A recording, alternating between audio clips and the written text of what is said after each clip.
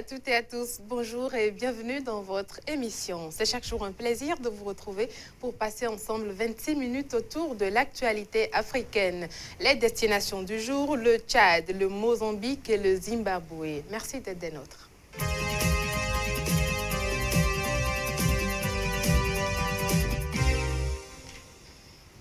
Mes invités du jour, Sidoine Obafemi Aononga, bonjour. Bonjour Carole, bonjour à tous. Et de l'autre côté, Stanislas Chédrak Langenfin. Bonjour Carole. Merci messieurs d'être sur ce plateau. Nous démarrons par le Tchad. Le Tchad où la situation socio-politique est de plus en plus tendue. Les tensions s'accentuent entre l'opposition et le régime Idriss Déby Itno. Une manifestation de l'opposition a été dispersée jeudi dernier à coups de gaz lacrymogène dans la capitale N'Djamena et plusieurs leaders de l'opposition ont été interpellés. C'est une situation qui est intervenue alors que les opposants s'apprêtaient à protester contre l'interdiction de leur meeting par le régime Idriss Déby Itno. Quelques heures plus tôt, le régime du président Itno avait désamorcé une motion de censure déposée par une vingtaine d'opposants. La séance d'examen de la censure avait alors été annulée, une grande majorité des députés ayant opté pour la politique de la chaise vide. Alors Stanislas Langenfin, quelle est votre lecture à vous de la situation au Tchad? Oui, j'estime que le Tchad vit un moment véritablement, je dirais, troublant de sa vie politique. C'est une situation qui n'honore du tout pas le continent, vu que le Tchad est un pays, est un pays africain.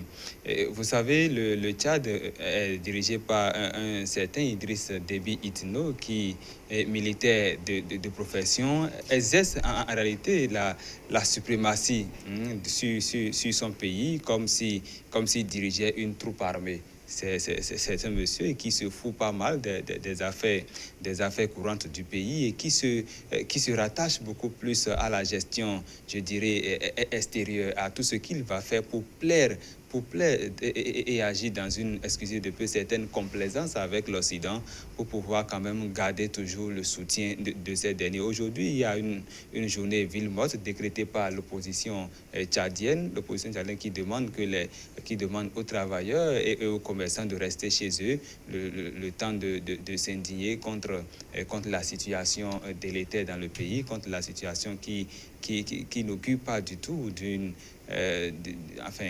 bon état de la République.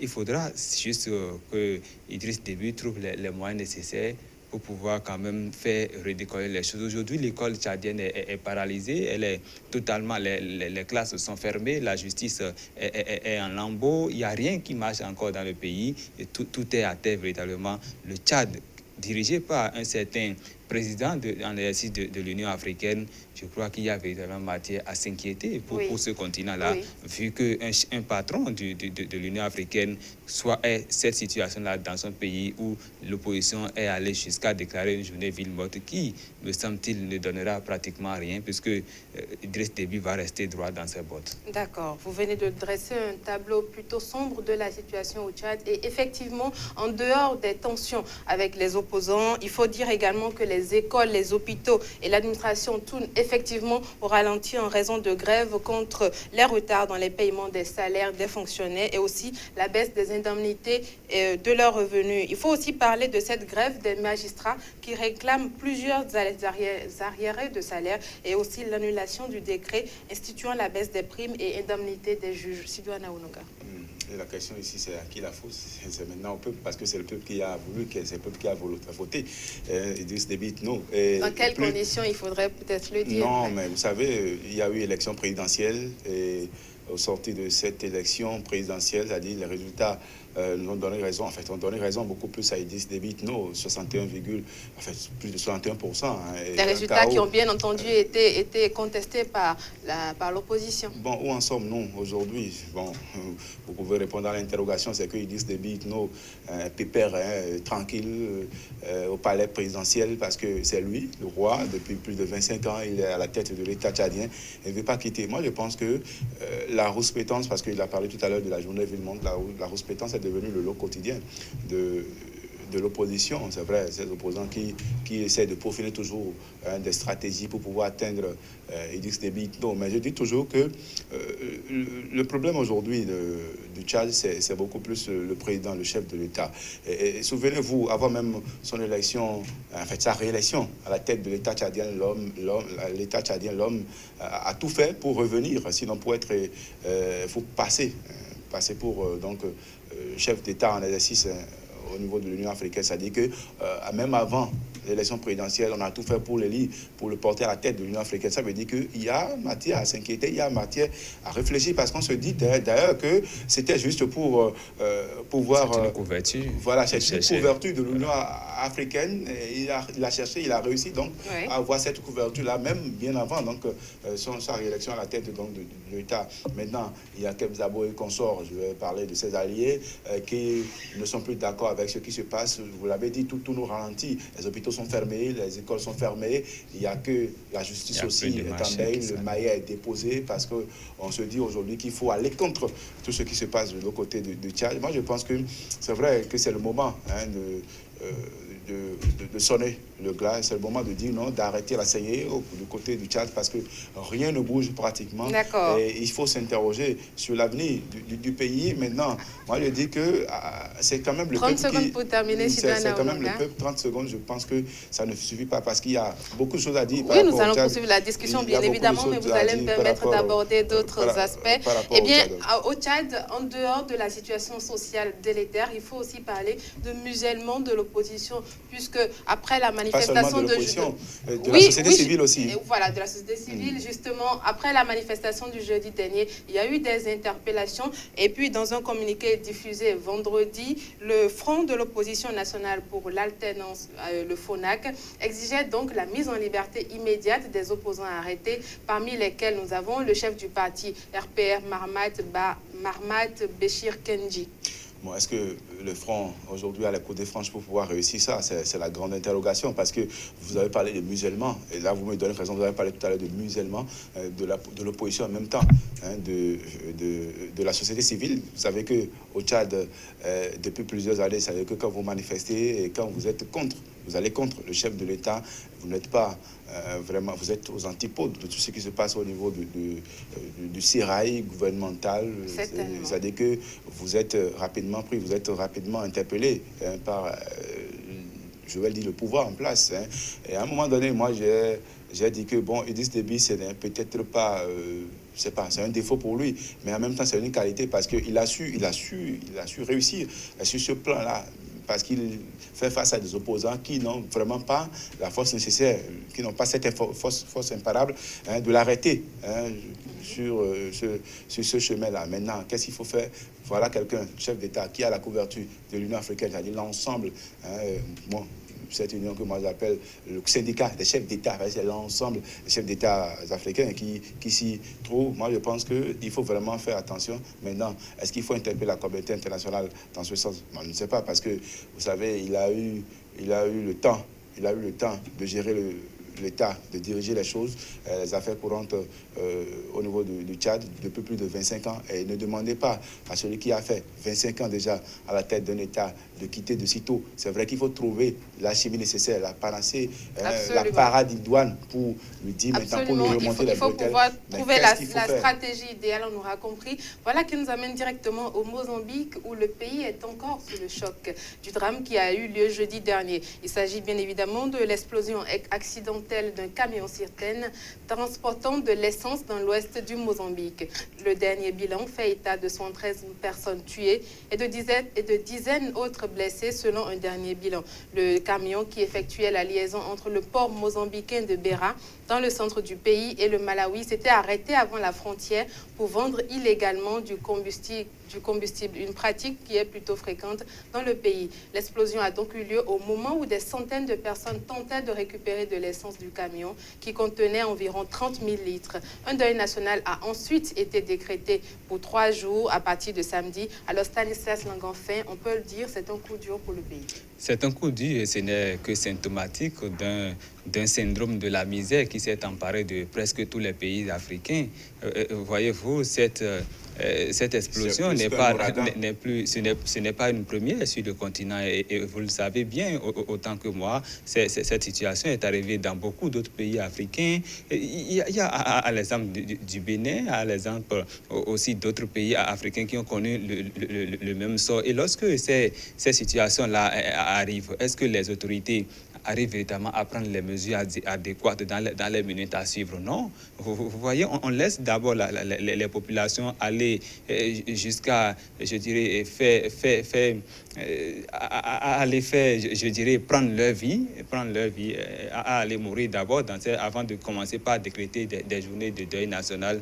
La journée de deuil national ne fait jamais revenir quelqu'un qui est décédé. Et ce n'est pas ce n'est pas bon pour un État de laisser partir comme ça ses citoyens. Et lorsque vous êtes responsable et que ces situations d'explosion arrivent, il faut tout de suite sécuriser les périmètres pour ne pas permettre aux populations d'aller vers parce que c'est des populations qui croupissent dans la misère. Regardez, on vient de parler du cas du Tchad. Lorsque cette explosion va se produire au Tchad, par exemple, alors nous parlons, c'est évident que les populations vont je dirais, se ruer vers ce camion-là pour aller chercher de la pitance. Et c'est ça ce qu'on observe sur le continent. Il faudrait que les responsables savent raison garder, qu'ils savent à quel moment précis il faut prendre ses responsabilités. Il faut qu'il commence véritablement par être responsable, parce qu'on n'est pas responsable de non. Quand on est surtout responsable politique, quand on est gouvernant, on gouverne un peuple, on gère un peuple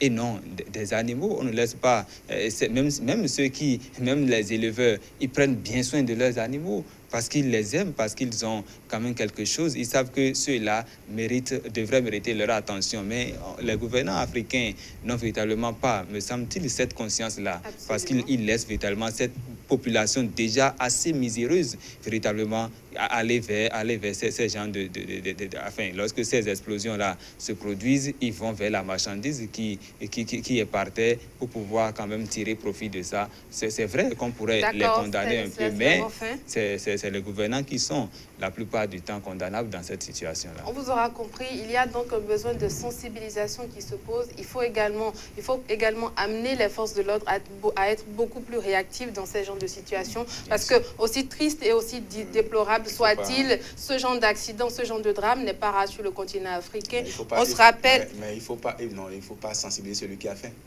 Certainement, vous allez me permettre de rappeler ces genres de cas qu'il y a eu sur le continent africain. En 2015, au Soudan du Sud, au moins 203 personnes avaient trouvé la mort dans l'explosion d'un camion-citerne accidenté. En 2010, 292 personnes étaient également mortes dans l'explosion d'un camion transportant du carburant en République démocratique du Congo. Et puis en 2006, c'était au Bénin qu'on assistait à un pareil drame.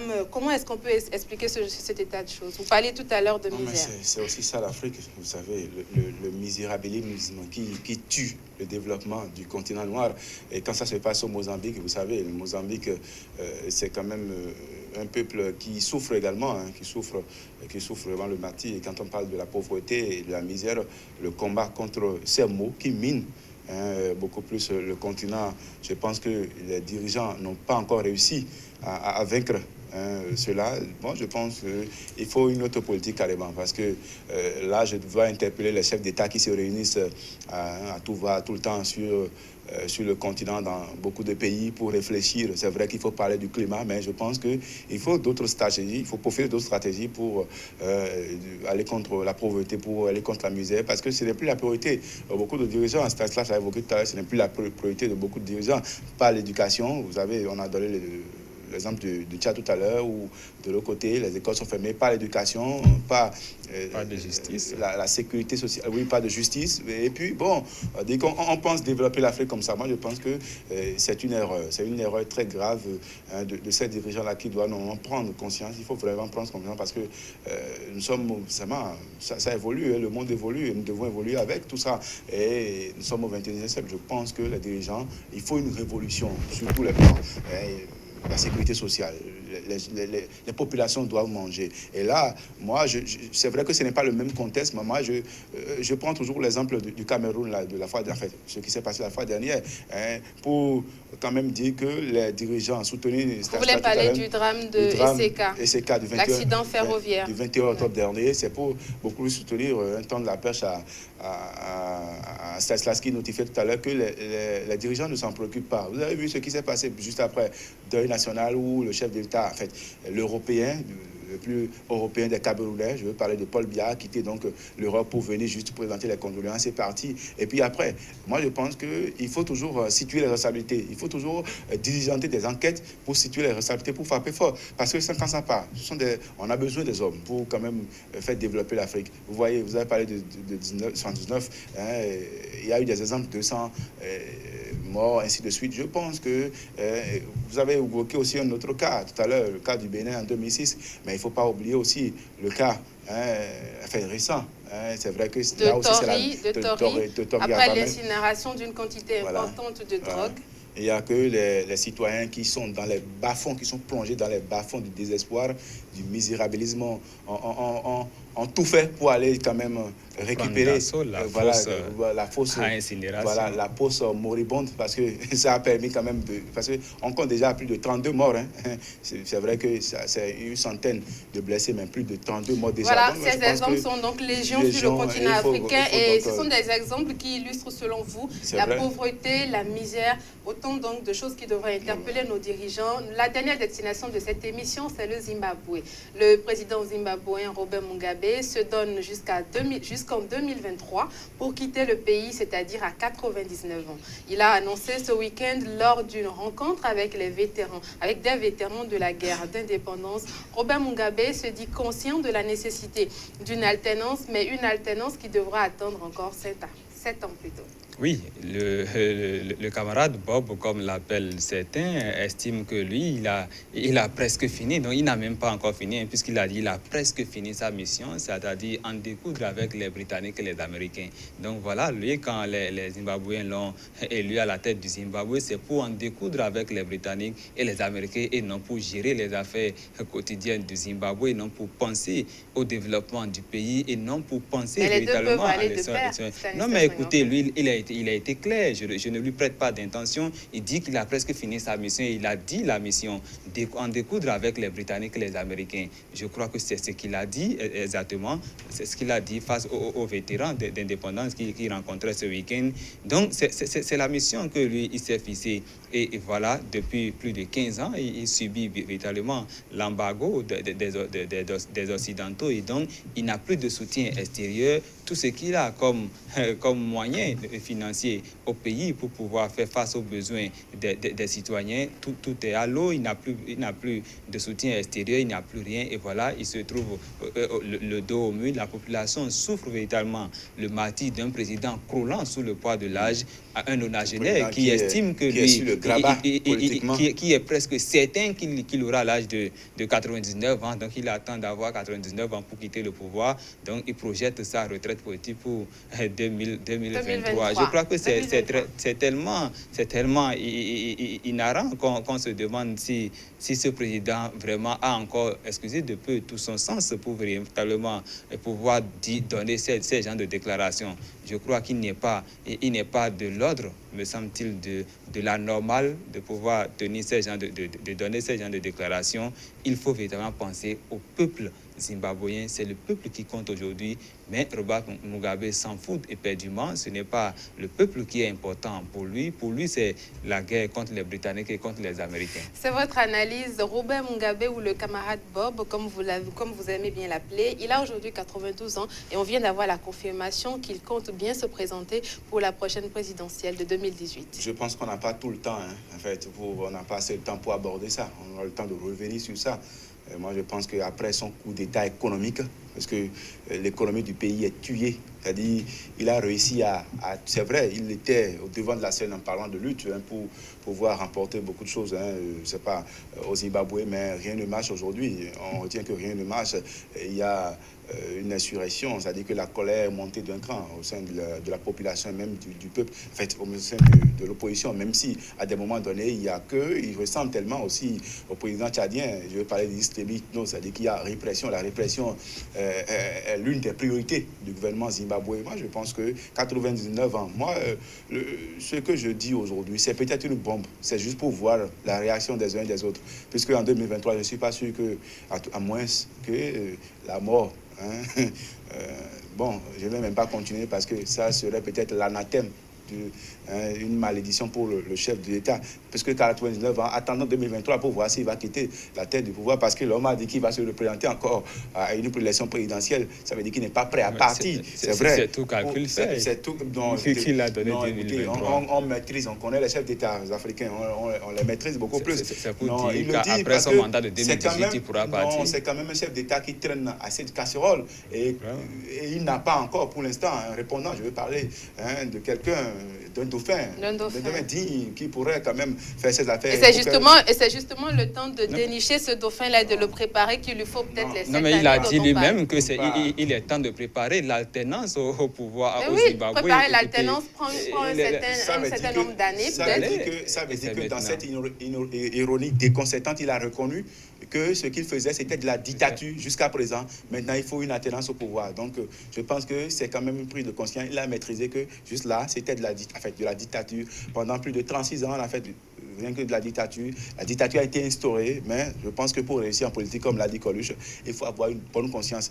Il a pris conscience. Je pense qu'en 2023, on fera encore le point. S'il plaît à Dieu, on fera le point. S'il partira ou s'il va rester encore. Mais il faut qu'il trouve un très bon dauphin pour pouvoir le remplacer, parce que tout est en déconfiture dans le pays. Absolument, tout est en déconfiture. Et puis le Zimbabwe aujourd'hui, ce sont des difficultés économiques avec la crise des devises provoquée par l'effondrement du système financier. N'oublions pas aussi les relations diplomatiques extrêmement tendues avec la plupart des pays occidentaux depuis 15 ans.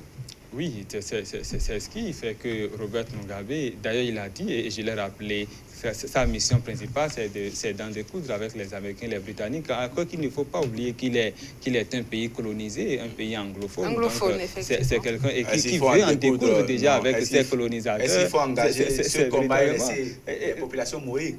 Voilà, lui c'est pas son souci aujourd'hui. Aujourd'hui, c'est en découdre avec ceux-là. Alors que vous savez pertinemment que ce sont ceux-là qui vous viennent en aide sur le plan économique. Et sans ça, lorsqu'il a été laissé, il n'a pas supporté 2 décennies avant que le pays ne s'écroule totalement maintenant. Voilà, il n'a pas pris les mesures nécessaires pour pouvoir véritablement contrer ces colonisateurs. Aujourd'hui, il subit les affres de cet embargo économique que ces États-là ont pu avoir sur ce pays. Je crois qu'il n'a pas du tout pensé au peuple, il n'a pas du tout pensé à l'économie nationale avant d'aller à cette déclaration fantaisiste à tout vent. Une déclaration fantaisiste, voilà. D'accord. Et puis beaucoup de personnes, dont le président du Botswana, Ian Khama, pensent que Robert Mugabe doit quitter le pouvoir pour que le pays renoue avec la croissance.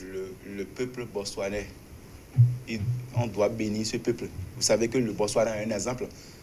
Le Botswana est un exemple. Oui, le Botswana est un exemple, le premier sur le continent en matière d'exploitation, en fait, la bonne gestion des ressources, la bonne gouvernance. Et en matière de démocratie. En matière de démocratie, bien entendu, en matière de démocratie, il faut aller à cette école. Il faut vraiment aller à cette école. Il faut aller aussi à l'école, en fait, à l'école du Bénin aussi. C'est vrai qu'à un moment donné, on voulait réviser la Constitution, mais il y avait un peuple éclairé, un peuple éveillé qui avait dit non. Ça ne passe pas. Mais il y a la démocratie. Je pense qu'on a laissé 36 ans à l'homme. C'est-à-dire que si c'est peut-être d'asseoir son autorité. D'asseoir son autorité, de museler tout. C'est-à-dire qu'il a eu le temps de maîtriser, de boucher. Il a bouché. Et qu'est-ce que vous souhaitez désormais pour le peuple zimbabwéen? Une révolte, des protestations, des contestations? Prier sans cesse. Oui, prier sans cesse. Vous préconisez la prière pour répondre au problème Robert Mugabe. Prier sans cesse, parce que le problème ici, c'est que face à Mugabe a toujours résisté durant 36 ans. Et même, vous l'avez remarqué, même s'il y a un mouvement, même la semaine dernière, le 17 et le 18, vous l'avez remarqué avec nous, ou des opposants, il y a eu même des disparitions, des opposants qui ont disparu la semaine dernière. Et on accuse toujours le gouvernement. Et maintenant, il faut aussi le positionner sur le banc des accusés. Je veux parler de Robert Mugabe parce que quand ça ne marche pas, il dit que c'est l'Occident. Non, mais non, il n'a qu'à comprendre parce que tout ce qui se passe, quand ça ne marche pas, le peuple n'a pas élu, c'est-à-dire que dans l'isoloir, c'était Robert Mugabe, ce n'est pas l'Occident. Donc il doit comprendre que quand ça ne marche pas, c'est lui, et que quand ça marche, c'est encore lui. Mais merci, il faut une révolution au Zimbabwe, parce que ça ne va pas.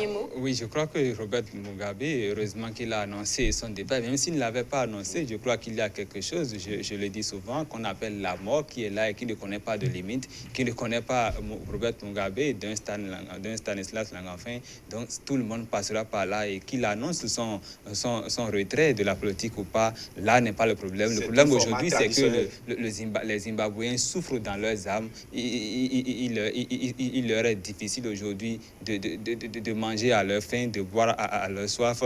Ils ont des vêtements de problèmes. Il faut déjà qu'on puisse commencer, que l'alternance qu'il estime vouloir préparer, qui commence déjà, pour que déjà le peuple commence au moins pas souffler un peu, mais ce n'est pas évident. Ce souffle-là n'est pas encore pour demain, parce qu'il a encore un mandat devant lui. Merci à vous, Stanislas Langafin. Ainsi qu'à vous, Sidoine Awolonga. Il y a certainement beaucoup de choses à dire. Il y a beaucoup de choses à dire, mais nous allons nous donner rendez-vous. Nous allons nous donner rendez-vous certainement pour demain, pour en parler davantage. On sait à quel point il est éprouvant de vous arracher la parole, mais bon, il va bien falloir mettre fin à cette émission. C'est le sujet qui est préoccupant. Absolument, on le reconnaît. Et donc, merci à vous, Sidoine Awolonga, ainsi qu'à vous, Stanislas Langafin. Nous étions ce matin au Tchad pour parler de la situation sociale délétère avec la grève des magistrats, avec l'opposition qui est fâchée, avec aussi les écoles et les hôpitaux qui tournent au ralenti. Nous avons parlé du Mozambique avec cet accident-là qui a fait 113 morts. Et puis nous avons terminé par le Zimbabwe avec l'annonce du président Robert Mugabe qui affirme quitter le pouvoir en 2023. Eh bien, ce sera tout pour cette émission. Merci de nous avoir suivis. Le rendez-vous, c'est à partir de 9h GMT du lundi au vendredi sur l'Africaine des télés. À demain.